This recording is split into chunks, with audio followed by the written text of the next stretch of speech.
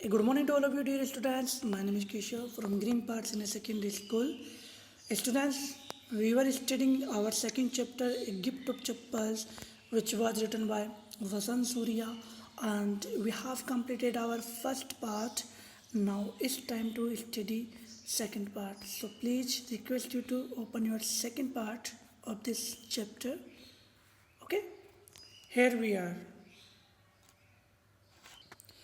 मृदु crept up to the window. मृदु जाती है उस विंडो के पास में बहुत धीमे से. लली was sitting a little distance away. लली कुछ दूरी पर बैठी हुई थी. awkwardly holding her violin and bow string.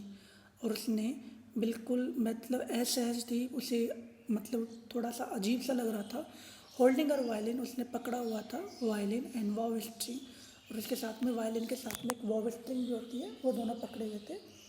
Her elbow jutting out and her eyes glad with concentration. और उसकी जो कोहनियाँ थी वो जटिंग आउट, वो बाहर की तरफ निकली हुई थी. जटिंग आउट का मतलब यहाँ पे दिया गया है एक्सटेंडिंग आउटवर्ड, बाहर की तरफ घूम कर निकलना. And her eyes glad with concentration, और उसकी जो आँखें हैं वो देख रही थी विथ कंसंट्रेशन, मतलब कि बिल्कुल अटेंशन के साथ में. इन फ्रंट ऑफ हर, और उसके सामने with most of is back to the window, और उसके जो बिल्कुल सामने क्या थी, एक खिड़की थी. उस खिड़की के बैक साइड पर, पीछे की साइड पर वह the bony figure of the music master. जो बोनी फिगर था किसका, म्यूजिक मास्टर, मतलब म्यूजिक मास्टर वहीं पे बैठा हुआ था. ये किस तरीके से बैठा हुआ था मैं आपको पिक में दिखा देता हूँ एक बार. ये देखो, ठीक है, ये लल्ली है. लल्ली के जस्ट बैक साइड पे के सामने देखो क्या है, विंडो, जहाँ से मृदु एंड रवि ये सब देख रहे हैं. ठीक है, और उस विंडो के बैक साइड पर यहाँ पर म्यूजिक मास्टर बैठा हुआ है. ठीक है, तो इस तरीके से वो बैठी हुई थी, और उसने अपने हाथ में होल्ड पे वायलिन, ठीक है, वो पकड़ा हुआ था. और उसके वायलिन पे देखो उसी के साथ में उसने वाव स्ट्रिंग भी होल्ड किया हुआ है. ठीक है, अब नेक्स्ट हम पढ़ते हैं यहाँ पर. He had a motley bald head with a fringe of oiled black hair falling around his ears and an old-fashioned tuft. अभी जो म्यूजिक मास्टर है ना, उसके जो हेड है उसके बारे में बताया गया कि उसके क्या था, हेड, उसका जो हेड था वो आगे से वो टकला था. ठीक है, एंड ही हैड मतलब कि उसकी क्या थी, एक टफ्ट थी, TUFT. टफ्ट का मतलब क्या है यहाँ पर, चोटी. देखो यहाँ पे म्यूजिक मास्टर के बैक साइड पर एक चोटी बनी हुई है, और उसके जो बाल थे वो कहाँ पर आ रहे थे, कान तक आ रहे थे. ठीक है, तो यहाँ पर म्यूजिक मास्टर के बारे में इतना बताया गया है. एक gold chain gleamed around his leathery neck, और उसके गले के पास में एक गोल्ड चेन, जो सोने की चेन है, वो ग्लीम्ड, वो चमक रही थी. अराउंड हिज लेदरली नेक, जो कि उसके चारों तरफ थी, कहाँ पर, गर्दन के, पतली गर्दन के चारों तरफ थी. And diamond ring glittered on his hand at it as it glided up and down the stem of the violin. और जो डायमंड रिंग थी वो भी चमक रही थी. जैसे ही वो वायलिन का स्टेम है ना, वायलिन को बजाने के लिए जो स्ट्रिंग का यूज किया जाता है, उस स्ट्रिंग को अप एंड डाउन, ऊपर नीचे करता तो वो डायमंड रिंग चमक रही थी. A large foot stuck out from beneath his gold वॉर्डेड वेस्टिएज, और उसका जो पैर का जो हिस्सा था वो बाहर की तरफ निकला हुआ था. विनीथ हिज गोल्ड वॉर्डेड वेस्टिएज, मतलब कि उसकी जो धोती थी, ठीक है, उसके किनारों में से होकर बाहर की तरफ निकल रहा था. एंड यू आज मतलब उसके बैठने का तरीका देखो किस तरीके से बैठा हुआ था, उससे आपको समझ में आ जाएगा. ठीक है, ये जो पैर है वो बाहर तक दूसरी धोती के किनारों से बाहर की तरफ निकला हुआ था. इसी तरीके से आगे पढ़ते हैं.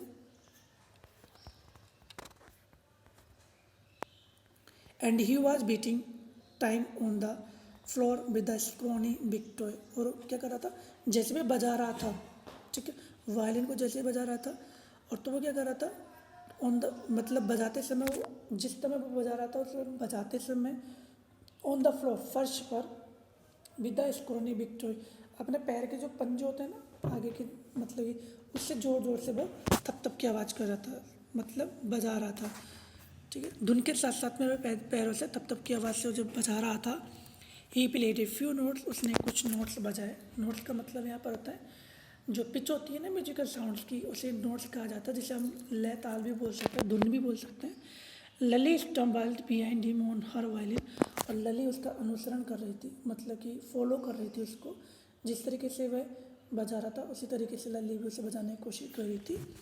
विच looked quite helpless and unhappy in her hand, जो कि दिख रहे थे क्वाइट बिल्कुल हेल्पलेस, मतलब कि ऐसा है, एंड अनहैप्पी और थोड़ा दुखी महसूस कर रहे थे। इन हर हैंड्स, उसके हाथों में। व्हाट ए डिफरेंस, क्या भिन्नता थी, विभिन्नता थी। The music masters notes seemed to float up and settle perfectly into the invisible track of the melody। और जो म्यूजिक मास्टर के जो नोट्स थे, जो लय ताल थी, सीम्ड, वो प्रतीत हो रहे थे टू फ्लोट अप, बहते हुए, एंड सेटल, और बिल्कुल पूर्ण रूप से वो क्या दे रहे थे, सेटल हो रहे थे, into the invisible track of the melody. जो धुन थी ना, धुन के ट्रैक पर वो बिल्कुल इनविजिबल प्रतीत हो रहे थे, मतलब कि इस तरीके से मतलब म्यूजिक मास्टर इस तरीके से उस वायलिन को बजा रहा था, जो कि बहुत अच्छे तरीके से ऐसा लग रहा था कि वो हवा में तैर रहे हों। It was like the wheels of a train fitting smoothly in to the rails and whizzing along. आपको ध्यान होगा कि जब ट्रेन के जो पहिए होते हैं, ठीक है, वो पटरी पर जब चलता है तो बिल्कुल स्मूथली, बहुत अच्छे तरीके से, बिना किसी हेजिटेशन के या फिर बिना किसी परेशानी के, वो बहुत अच्छे तरीके से उस पर गति करते हैं।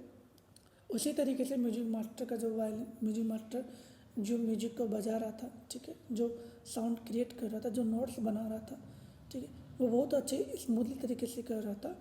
एज रवि सेड, फिर रवि ने कहा, मृदु stayed at that huge print hand moving effortlessly upon the violin stem making lovely music. अब रवि ने उस म्यूजिक मास्टर के द्वारा जो वायलिन बजा रहा था उसके बारे में कहा कि तुम देखो उस बड़े विशाल फ्रेंच हैंड, उस विशाल हाथों की तरफ देखो, जो कि बिना किसी प्रयास के ही अप द वायलिन स्टेम, जो कि मतलब अप डाउन कर रहे हैं, किसको, वायलिन स्टेम को, मेकिंग लवली म्यूजिक, वो क्या बना रहे हैं, एक अच्छा म्यूजिक बना रहे हैं। स्क्वैक there was Lali darling again. स्क्वैक का मतलब होता है यहाँ पर एक तीखी आवाज़ होती है एक पक्षी की, ठीक है, जो कि डराती है,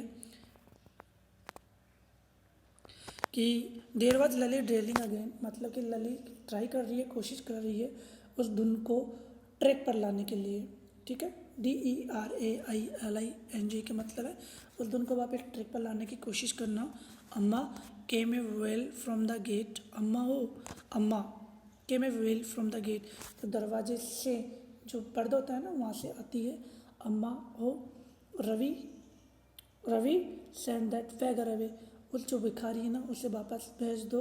क्राइड हिज मदर, उसकी माँ चिल्लाई, फ्रॉम द बैक बरामदे के पीछे से। Way she was chatting with Tapi, जहाँ पर वह तापी के साथ में चैट कर रही थी, बातचीत कर रही थी। He has been coming here every day for the past week, वह यहाँ पर आ रहा है, हेयर यहाँ पर एवरी डे, प्रत्येक दिन आ रहा है, फॉर द पास्ट वीक, पिछले सप्ताह से वह यहाँ पर डेली आ रहा है, and this time he found another house to beg from, अब समय हो चुका है कि उसे दूसरा दरवाज़ा ढूंढना चाहिए, किसके लिए, भीख मांगने के लिए, टू बैग, भीख मांगने के लिए।